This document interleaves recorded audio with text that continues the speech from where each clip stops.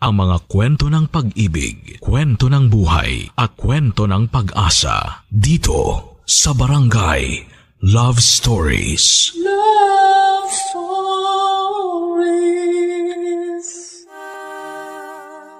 Lahat tayo ay may itinatagong sekreto. Ang bawat sugat, galos, at peklat sa ating katawan ay may kanya-kanyang kwento. Ikaw kabarangay, ano ang istoryang nasa likod ng iyong sugat? Dear Papa Dudut, minsan may mga pagkakataon sa buhay natin na mas nauuna ang ating panghuhusga kesa sa pangunawa. Dahil dito ay karaniwang nagkakaroon tayo ng hindi pagkakaintindihan sa ibang tao. Ito po ang isang bagay na natutunan ko mula sa kwento ng buhay ko na ibabahagi ko sa inyo ngayon. Ako po si Aliyah, 24 years old at cashier ako sa restaurant na pagmamay-ari ng kapatid ng aking boyfriend na si Michael. Ulila na ako sa ina matapos niyang mamatay mula sa colon cancer. Ang pinag-ipunang yaman ni Mama para sana sa aming magkakapatid ay napunta sa kanyang pagpapagamot. Kasabay ng pagkawala ni Mama ay ang bigla namang pagbabago sa ugali ni Papa. Sa aming lahat siya ang pinaka nahirapan sa pagtanggap sa pagkamatay ni Mama. Na-depress siya at ang ginawa niya para makatakas mula sa nararamdaman niyang kalungkutan ay ang magbisyo.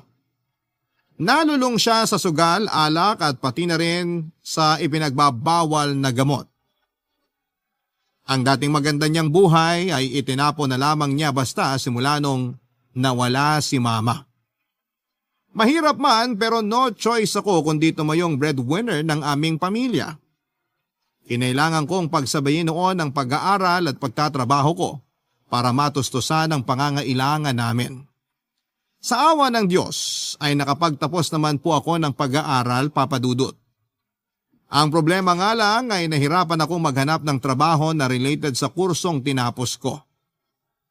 Sinalo ako ng boyfriend ko at ipinasok niya ako sa restaurant ng kanyang kuya.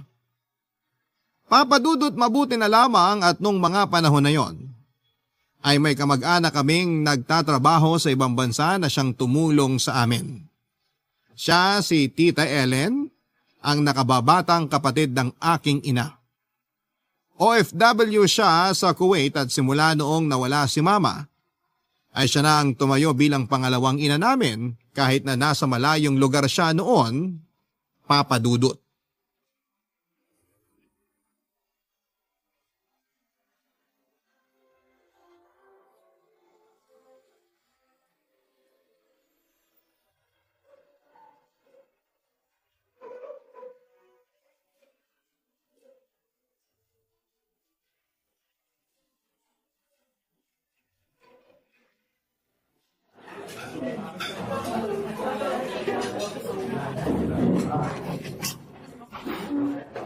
Michael! Saktong dating mo. Bakit? Ano meron? Pinatawag ako ni Kuya eh. May pinakukuha sa opisina niya.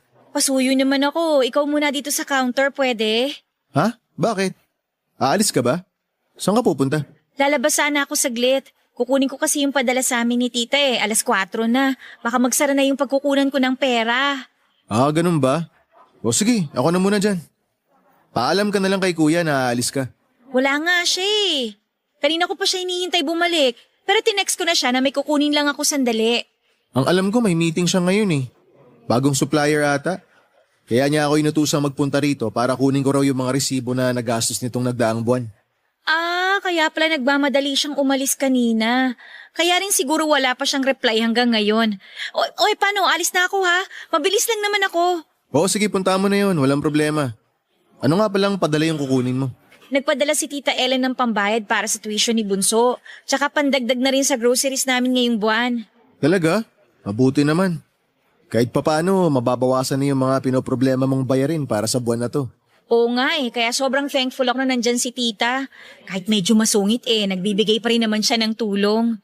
Huwag mo na lang ipapaalam sa papa mo na may natanggap ka na namang pera. Sigurado, hihingi na naman yun. Hindi ko talaga sasabihin sa kanya. Wala namang ibang ginawa si Papa kundi uminom eh.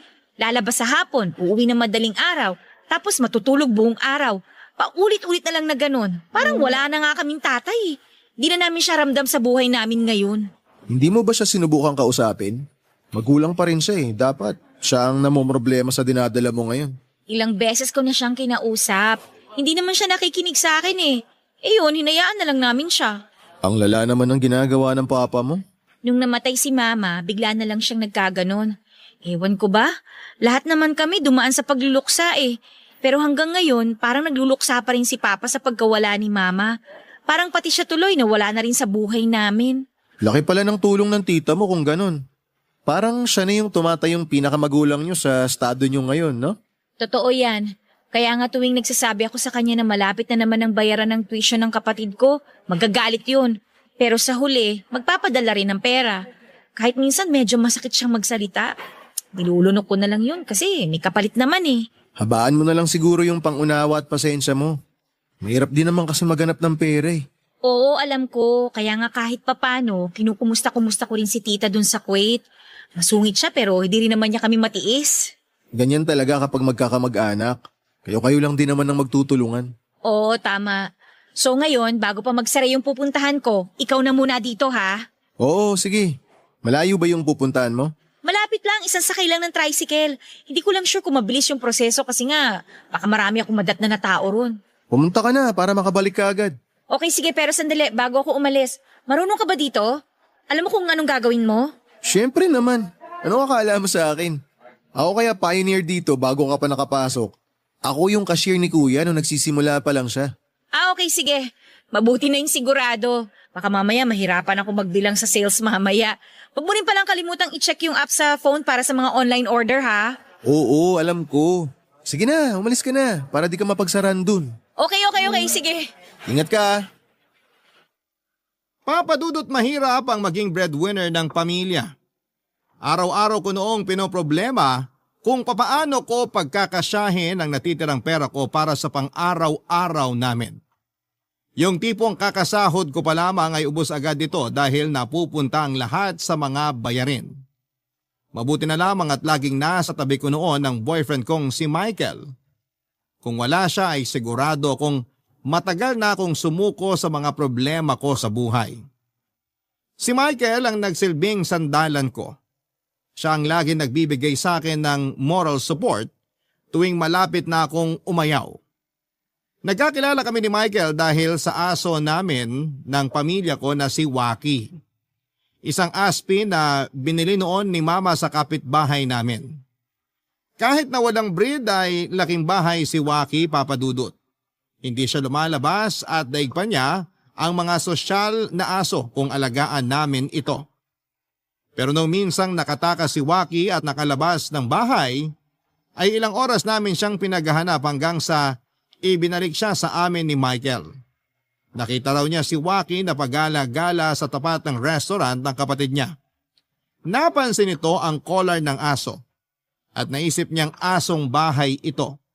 Sinubukan niyang hanapin kung sino ang nagmamay-ari kay Waki at noong nagtanong-tanong siya ay natuntun niya ang bahay namin. Doon na po nagsimula ang kwento namin ni Michael. Naging magkaibigan kami, niligawan niya ako at sinagot ko siya. Maliban kay Michael ay malaki rin ang naging tulong sa amin ni Tita Ellen. Siya ang umako sa mga gastusin ko sa pag-aaral noon. Pangatlong kapatid ni Mama si Tita at bata lamang ako noong umalis siya ng Pinas para magtrabaho sa ibang bansa. Pero matapos ang ilang dekada ay nagpasya si Tita Ellen na umuwi na ng bansa para dito na manirahan hanggang sa kanyang pagtanda, Papadudot.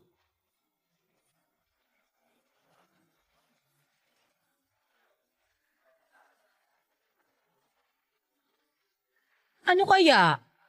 Brown o blue? Ikaw bahala, pero kung ako tatanungin mo, mas gusto ko yung itim dun, no, sa may gilid. Ang pangit kasi masyadong madilim. Ano ba yan? Sino bang mag-aakala na ang hirap palang mamili ng kurtina ngayon? Ang daming magaganda eh. Bakit kasi ang aga mo magpalit ng kortina? Parang kailan lang nung huli kang bumili ng kortina? Hindi naman kasi para sa akin to. Hindi sa'yo? Para kanino? Sino gagamit niyan? Inaayos namin yung isang kwarto sa bahay kasi gagamitin yun ni Tita Ellen. Uuwi ba siya? Oo, uuwi na daw siya for good. Talaga? Yun ang sabi niya sa akin. Kaya aligaga kami ngayon sa pag-aayos ng bahay. Lahat ng sira, pinapaayos namin para wala masabi si Tita Ellen pag uwi niya. Bakit naman niya naisipang umuwi na? Namiss kayo siguro, no? Di ko alam. Di naman niya nabanggit eh. Baka nga namimiss na rin niya ang Pinas. Bata pa kasi ako nung umalis siya eh. Tanda ko pa nga na grabe yung iyak nung anak niya nung umalis siya. May anak na Tita Ellen mo? Akala ko matandang dalaga siya. Oo, matandang dalaga siya kasi wala naman siyang asawa ngayon. Pero nagkaroon siya ng anak noon. Magkaedad nga kami eh. May ka-live-in partner at anak noon si tita bago siya lumipad papuntang Kuwait. 4 years old lang yata kami nung pinsan ko nung umalis siya sa pagkakatanda ko ha. Ganun ba? Nasa na yung anak niya ngayon? Bakit hindi ko man lang nakilala? Matagal nang patay yung anak niya. Hala, totoo? Oo, 7 o 8 years old yata kami nung namatay yung pinsan ko na yun. Anong nangyari? Anong ikinamatay niya? Aksidente sa daan. Galing sa probinsya nun yung pinsan ko tsaka live-in partner ni tita. Bumangga yung sinasakyan nilang kotse sa kasalubong nilang kotse din. Yun, dead on the spot yung anak ni tita. Tapos nakoma naman yung partner niya. After 2 weeks, binawian din siya ng buhay. Ang tragic naman pala ng storya ng tita mo. So, paano yun? Umuwi ba siya nun? Oo, umuwi siya para ipagluksa yung pamilya niya. Tapos, bumalik ulit siya ng Kuwait. Oo, hindi niya kaya magstay dito sa Pinas noon eh. Parang sobrang sakit daw para sa kanya yung nangyari kaya naisip niyang mag-abroad ulit para makalimot. Yun, simula nun hindi na siya bumalik dito. Nung namatay nga si mama, hindi rin siya umuwi eh. Ngayon na lang ulit. Ngayon alam ko na kung bakit siya istrikto sa inyo. Bakit? Kasi kayo na yung tinuturing niyang anak.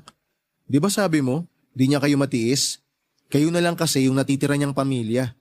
Tapos ngayon, ready na siyang bumalik kasi alam niyang may uuwian na siyang pamilya dito sa Pilipinas. Baka nga. Kaya dapat ayusin mo yung pagbili ng kurtina para sa kwarto niya para hindi siya madismaya. Ito nga pumipili na. Brown o blue? Alin ba dito pipiliin ko? Ano bang favorite color ng tita mo? Di ko alam eh. Di naman ako nagtatanong sa kanya ng mga ganung bagay. Ayaw mo ng pink? Ano yun, bata? Tsaka hindi bagay yung pink sa kulay ng pader sa kwarto niya.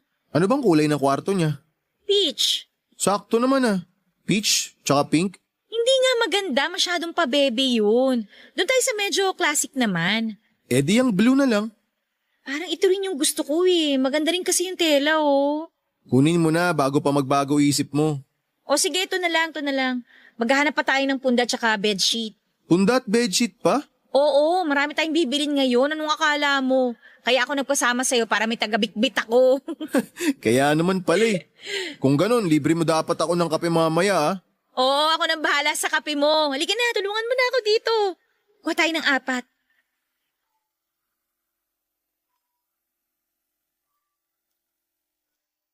Papadudot excited ako noon sa pag-uwi ni Tita Ellen dahil sa wakas ay makakasama na namin siya ng personal. Pero sa pagtagal ng pagsasama namin ay unti-unti ko ring na-realize na iba pala ang ugali ng tita namin. Na-underestimate ko ang pagiging istrikto niya. Simula nung nakasama namin siya sa bahay ay saka ko lang napagtanto na ang lala pala ng pagiging mahigpit nito. Iba ang pagbabawal na ginagawa niya sa amin noong nasa abroad pa lamang siya kumpara noong nakasama na namin siya sa isang bubong. Daig pa namin ang preso sa dami ng bawal na gawin. Pinagbawalan niya akong magsuot ng maiksing damit dahil malaswa daw itong tingnan. Para daw akong nag-aakit ng mga kalalakihan kapag nagpapakita ako ng balat sa labas ng bahay namin. Bawal din akong sumama sa mga kaibigan kong lalaki. Ang pinakamalala na sigurong ginawa nito ay nung pinagbawalan din niya si Michael na pumasok sa loob ng bahay. Tuwing dumadalaw ang boyfriend ko sa bahay namin ay hanggang sa labas lamang siya. Pero kahit na ganoon ay may magandang nagawa din naman ang pagdating ni Tita Ellen sa buhay namin. Dahil sa kanya ay nakahanap ng katapat si Papa. Kung dati ay puro pag-inom ang inaatupag ni Papa ay natigil ito dahil kay Tita Ellen. Binigyan kasi niya si Papa ng kondisyon na kung hindi nito aayusin ang buhay niya, ay si tita mismo ang magpapalayas sa kanya sa bahay. Kayang-kayang gawin yun ni Tita Ellen kay Papa dahil si tita ang nagpatayo ng bahay na tinitirhan namin, Papa Dudut. Dahil sa dugot pawis nito, kung kaya't nagkaroon kami ng bubong na masisilungan. Kaya naman kahit sobrang higpit ni tita sa amin, Papa Dudut, ay wala kaming choice noon kundi ang sundin ang lahat ng ipinag-uutos niya sa amin. Lalong-lalo na si Papa. Barangay Love Stories. Barangay Love Stories. Malayong malayo ang Tita Ellen na nakilala ko noong bata pa ako kumpara sa Tita Ellen na umuwi galing sa Kuwait. Sa pagkakaalala ko ay napaka-sweet na tao ni Tita. Siya pa nga ang nagturo sa akin noong bata pa ako kung paano ang tamang paraan ng pagligo. Inispoil niya ako noong musmus pa lamang ako at lahat ng gusto ko ay ibinibigay niya sa akin. Pero simula noong nakapag-abroad siya ay para bang naging tigre na ang ugali nito. Naging diktador na siya sa bahay at lahat ng gusto niya ay dapat na nasusunod. Napaka-simple lang ng buhay namin noon, Papa Dudut. Malaya kaming gawin ang anumang gusto namin. Kahit na sobrang hirap ng buhay dati. Pero nung dumating si tita ay mahirap na nga ang buhay namin ay mas lalo pa itong lumala. Bawat kilos namin ay binabantayan niya na para bang gwardya. Konting pagkakamali lang ay pinapagalitan niya kaagad kami. Para tuloy akong nagbalik sa pagkabata na takot na mahuli ng mga magulang ko na may ginagawang kabalbalan. Nung una ay nakaya pa naming tiisin ang mga pinaggagawa ni tita sa amin. Para sa kapakanan din lang naman namin ang pagiging stricto niya, kaya iniintindi na lang namin yon. Pero nagkaroon ng hangganan ng pagtitiis namin yon noong pinagbuhatan na niya ng kamay ang bunso naming kapatid. Nalaman kasi ni tita na nagkaroon ng 2 bagsak na subject ang kapatid ko, kaya hindi ito nakasama sa listahan ng mga makakagraduate noong taong yon. Gamit ang sinturon ay pinaghahampas niya ang kapatid ko hanggang sa nagkanda sugat-sugat na ito. Ang sama ng loob na matagal kong kinikimkim ay bigla na lamang sumabog dahil sa pangyayaring yon.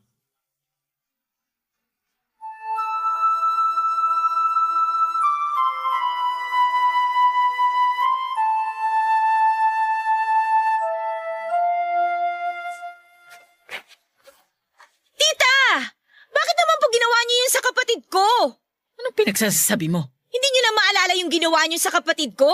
Pinaghahampas niyo siya ng sinturon. Bakit naman ganon? Bakit? Nagsumbong ba sa'yo yung batang yon?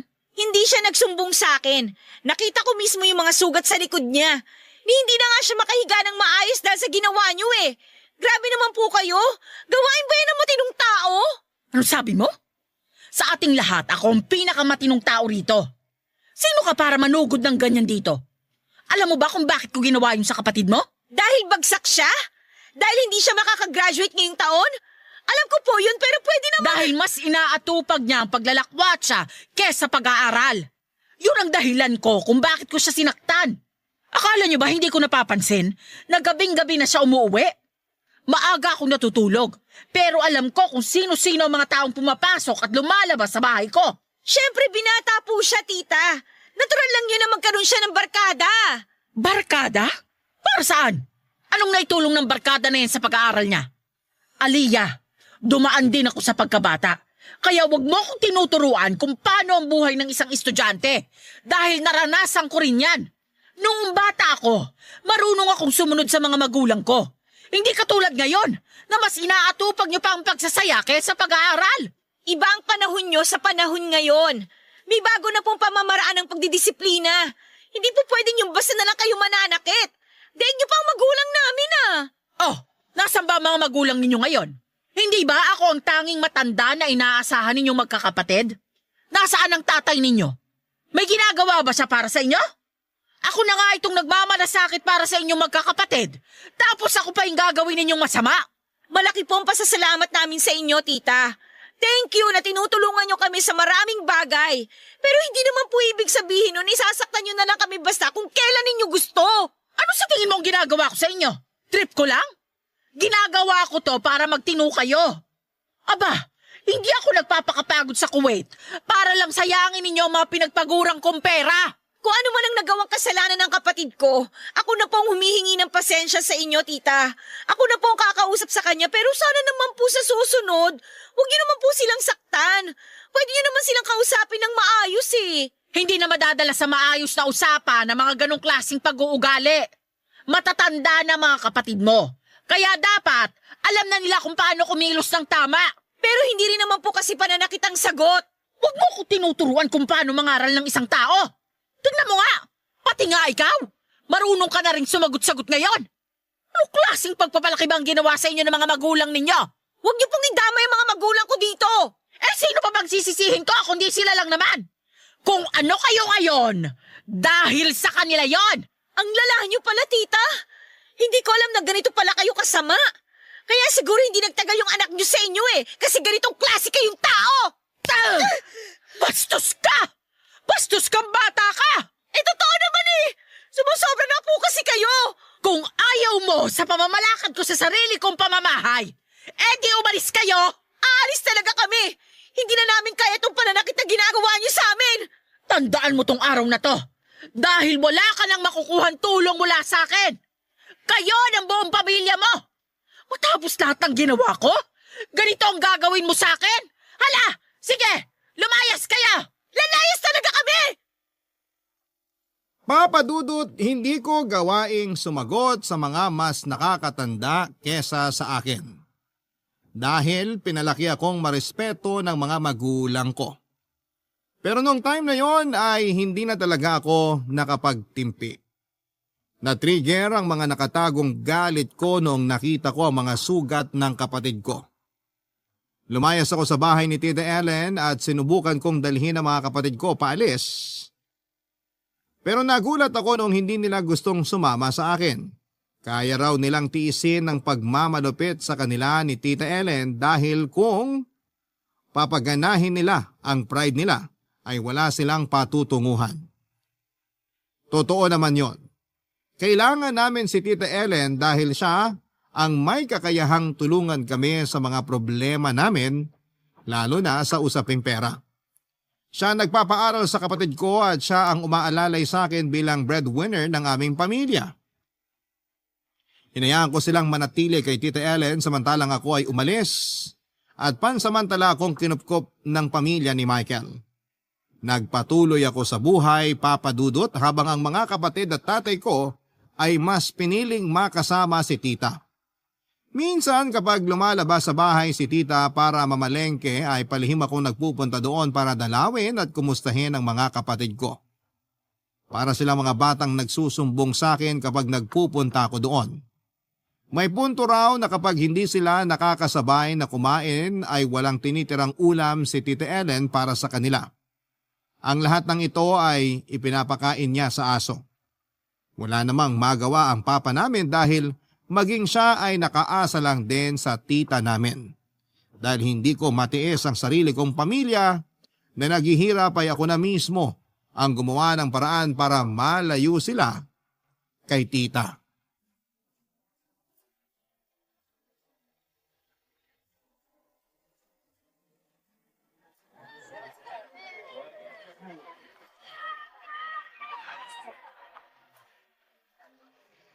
Salamat po ate. O Aliyah, itong soft drinks. Baka nauuhaw ka na.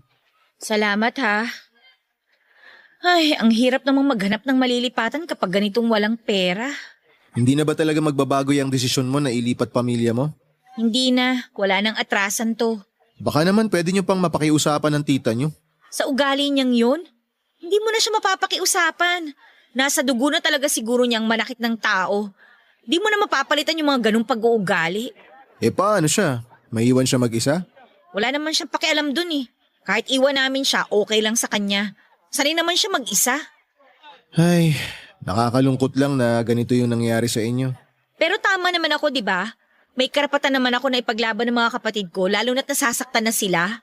Oo naman. Kapag pamilya mo na ang sinaktan, talagang ipaglalaban mo sila. Kung sa akin man nangyari ang pinagdadaanan mo, ilalayo ko rin mga kapatid ko sa mapanakit na tao. Kung tama itong ginagawa ko, bakit parang may nararamdaman akong guilt? Para bang nakukonsensya ako na iiwan namin mag-isa si tita? Kasi mabait kang tao kaya nararamdaman mo yan. Pero wala kang choice eh. Kailangan mo ilayo mga kapatid mo sa kanya kasi hindi mo na rin kaya makita silang nasasaktan. Ay, ang hirap naman ng ganito. Mahirap talaga. Pero hindi natin pwedeng piliin lahat eh. Minsan kailangan talaga nating umiwas sa iba lalo na kung nasasaktan ka na. Kasi naman, tanggap ko na mahigpit siya sa amin. Ginagawa lang naman niya yun kasi gusto niya magkaroon kami ng maayos na buhay.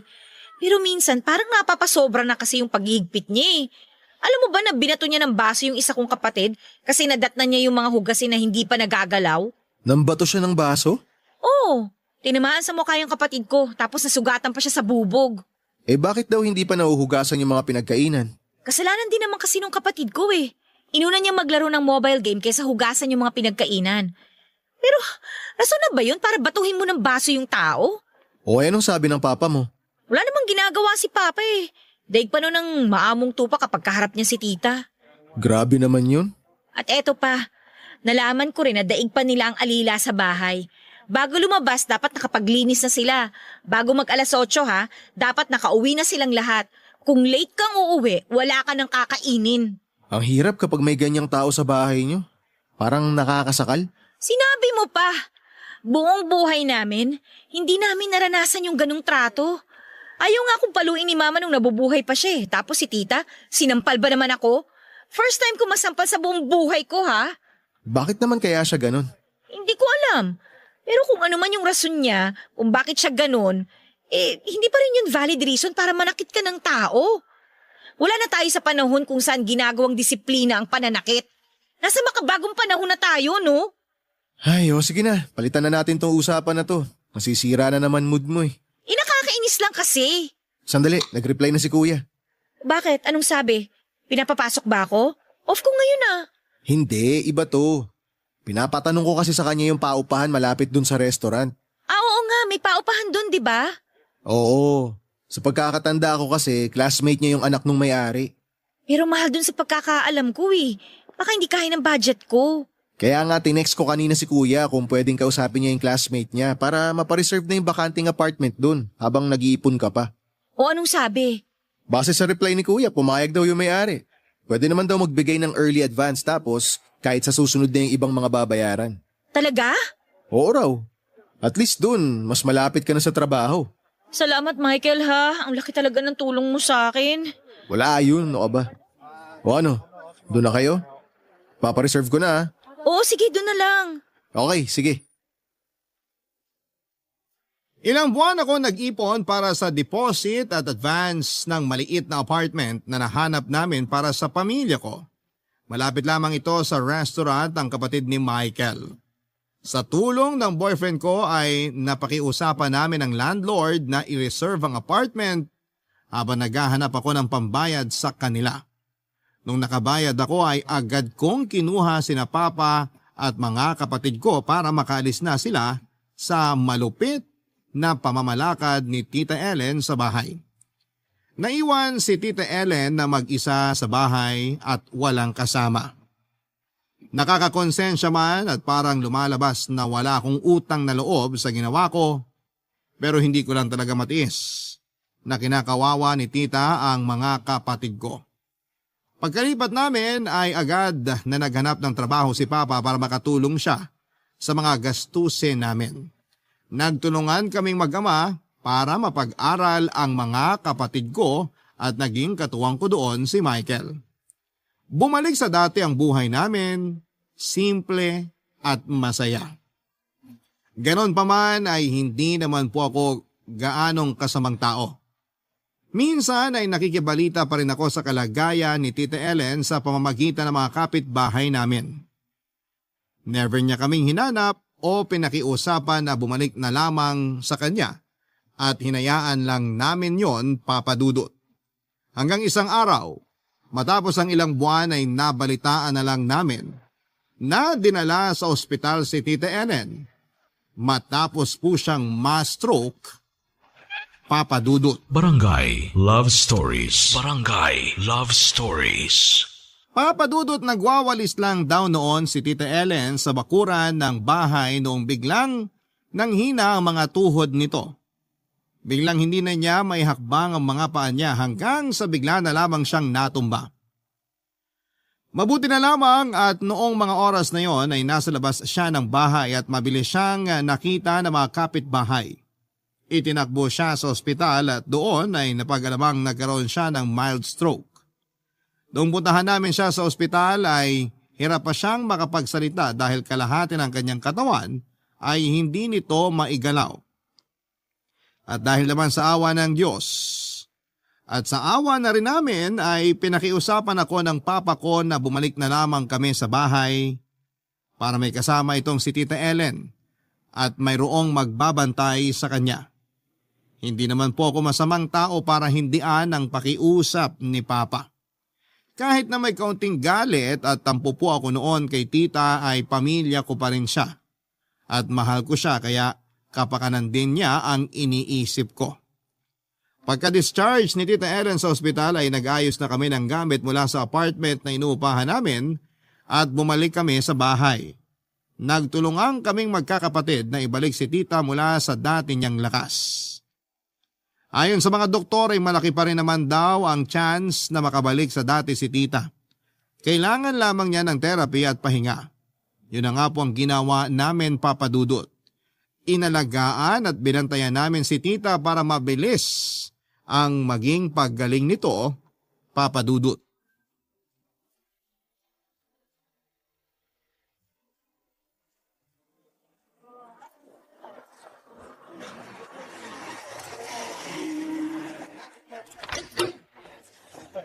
Aliyah, saan ka pupunta? Oh, Michael! Bibili ako ng pandiregla tsaka kabayan dyan sa may bakery para may maipamerienda ako kay Tita. Samahan na kita. O sige. O ba't ka pala nandito? Wala naman. Gusto lang kitang dalawin. Tsaka gusto ko lang makibalita kung maayos ba yung pagbabalik nyo rito sa bahay ng tita nyo. Okay naman. Maayos naman. Masaya si Tita na binalikan namin siya. Mabuti naman kung ganun. Kumusta na pala siya? Sa awa ng Diyos, unti-unti nang nakaka-recover. Nung kalalabas niya ng ospital, hindi namin maintindihan yung mga sinasabi niya kasi nga, hindi niya maigalaw yung kalahati ng katawan niya. Mabuti na lang ngayon, maayos na siya magsalita. Nakakabangon na ba siya? Oo, kaya na niyang umupo pero hindi pa niya kayang maglakad. Kaya na rin niyang tumayo pero dapat may nakasuporta sa kanya o kaya may sinasandalan siya. Uy, siya nga pala, salamat pala dun sa wheelchair na pinahiram niyo kay Tita ha. Wala yun. Wheelchair yun ni Lola nung nabubuhay pa siya. Kesa naman nakatambak at inaalikabok, mabuting ipahiram na lang namin para magamit. Malaking tulong yun kasi kapag gusto magpahangin ni Tita sa labas, ginagamit namin yung wheelchair na pinahiram nyo. So, ikaw ang nagbabantay sa kanya ngayon? Oo, ako yung nagpapaligo, nagbibihis, saka nagpapakain sa kanya. Para na nga ako yung personal nurse niya. Ayaw din naman kasi niya magpa-therapy sa ospital kaya kami-kami na lang yung gumagawa nun.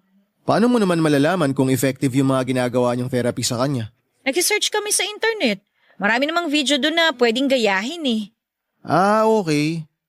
So, kumusta naman kayong dalawa? Okay na ba? Wala nang tampuhan? Oo, okay naman na kami. Parang wala nga nangyari eh. Ganun pala yun no? Kapag buhay na yung pinag-uusapan, kung ano man yung nararamdaman mong galit para dun sa tao, nawawala din. Kasi nga, mas nananaig yung pagmamahal mo sa tao. Galit ka man sa kanya pero deep inside, mahal mo siya eh. Ganun naman talaga kasi parte ng pagmamahal mo sa isang tao yung pagkakaroon ng galit o tampo kapag nagkakamali sila. Siguro nga. Ibig sabihin ba niyan, bati na kayo? Hindi ko alam. Basta ang alam ko, maayos na kaming lahat. Pati yung mga kapatid ko, wala naman silang tampo o galit kay Tita eh. Siya rin, ganun din siya sa amin. Never niyang inungkat yung pag-iwan namin sa kanya. Ang mahalaga eh, magkakasama na kami ngayon. Pero ikaw, napatawad mo na ba siya? Di pa naman siya humihingi ng tawad eh, kaya medyo may tampo pa rin ako ng konti sa mga ginawa niya noon. Pero pwede namang isang tabi na lang muna namin yun sa ngayon. Alam mo, pwede ka namang magpatawad kahit walang humihingi ng tawad eh. Nasa sayo na lang yun kung handa na ba talaga yung puso mo na kalimutan yung nangyari. Siguro kapag may nagbago na, doon mapapatawad ko na siya. Isipin mo na lang din yung mga nagawa niya para sa inyo. Hindi ko naman makakalimutan yun. At hindi ko naman yun kakalimutan. Hindi naman porke may tampo ko hindi na ako thankful. Pwede namang sabay mong maramdaman yun para sa isang tao Pero ikaklaro ko lang hindi naman kita pinipilit na magpatawad agad. Mas masarap lang kasi sa pakiramdam kapag wala kang kinikimkim na sama ng loob. Hindi ko naman yun kinikimkim. Tsaka hindi ko naman hinahayaan na yung tampo kong manaig. Mabuti yan. Ang importante, civil pa rin kayo kahit na nagkaroon kayo ng pagtatalo noon. Tama ka. Isa lang naman ang goal naming lahat At yun yung mapagaling si Tita Ellen. Tama. Magandang mindset yan. Papa Dudut, bilang ako lang ang babae sa aming magkakapatid, ako ang nag-alaga kay Tita Ellen habang nagpapagaling siya. Napansin ko kasi napalagay siya kapag kapwa niya babae ang tumitingin sa kanya. Noon pa man ay ayaw na kasi talaga niyang hinahawakan siya ng mga lalaki kahit nakamag-anak pa niya ang mga ito. Hindi ko alam kung bakit basta matagal ko nang napapansin na ayaw lumapit ni Tita sa mga kalalakihan. Hirap pa noong maglakad si Tita kaya kinailangan niyang gumamit ng wheelchair. Ako ang nagpapakain, nagpapaligo at nagbibihis kay Tita noong nagpapagaling pa siya. Sa kabutihang palad ay unti-unti rin namang nanumbalik ang dating lakas ng katawan ni Tita. Kaya nitong magsalita ng walang kahirap-hirap. Ang problema nga lang ay natagalan bago siya muling nakalakad. Araw-araw ay ako ang kasakasama niya na maglakad sa harapan ng bahay para hindi masanay ang katawan niyang nakaupo lamang. Papadudot sa kabila ng mga nangyari ay wala pa rin nagbago sa ugali ni Tita Ellen. Masungit pa rin siya at istrikto. Habang inaalagaan ko nga siyang maglakad ay napansin pa nito kung gaano kanipis ang suot kong t-shirt at doon mismo ay pinagalitan niya ako. Pero sa pagkakataong yon, sa halip na mainis ako na lamang ang umintindi sa tita ko. Kahit palagi niya akong tinatalakan ay hinahayaan ko na lamang siya. Makalipas nga ang ilang buwan ay unti-unti ring bumalik sa dati ang lakas ni Tita Papadudut. Medyo paika-ika nga lang siyang maglakad at kailangan na niyang gumamit ng tungkod. Pero malaki pa rin ang pasasalamat namin na mabilis ang naging recovery niya. Noong minsang magkaroon kami ng chance ni Tita na magkausap habang walang tao sa bahay, ay isang bagay ang tinanong ko kay Tita na matagal nang bumabagabag sa isipan ko.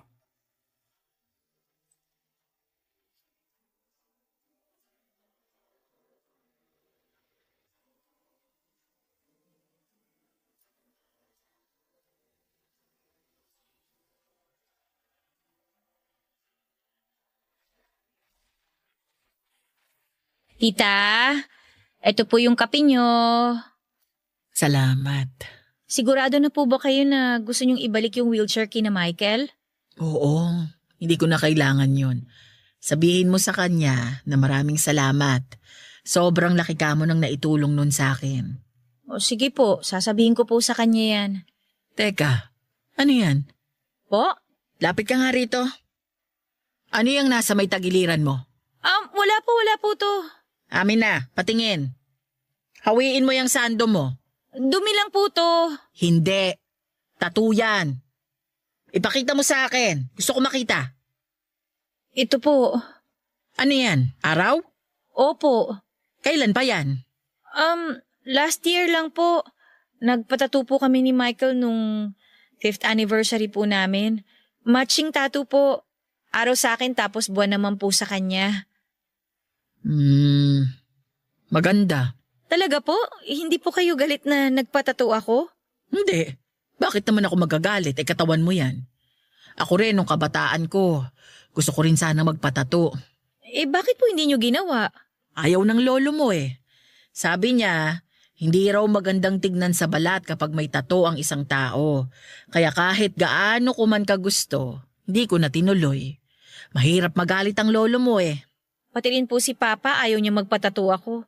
Nagpaalam ako sa kanya noon pero hindi ako pinayagan Kaya ba dyan mo banda inilagay yung tato? Para hindi niya makita? Ganun na nga po, tita. Nakaukit na yan sa balat mo. Kaya hayaan mong makita niya. Magagalit lang yun ng isang beses tapos matatanggap din niya kalaunan. Kasi nga wala naman siyang magagawa. Muntik na nga po akong mahuli eh. Hindi ko po alam na may ganyang side din pala kayo. Medyo rebellious. Oo naman. Noong dalaga ako kaya yung laging pinapagalitan ni nanay at tatay. Akala mo ba puro paghihigpit lang ang alam kong gawin? Marunong din naman akong sumuporta sa ikasisiya ng isang tao.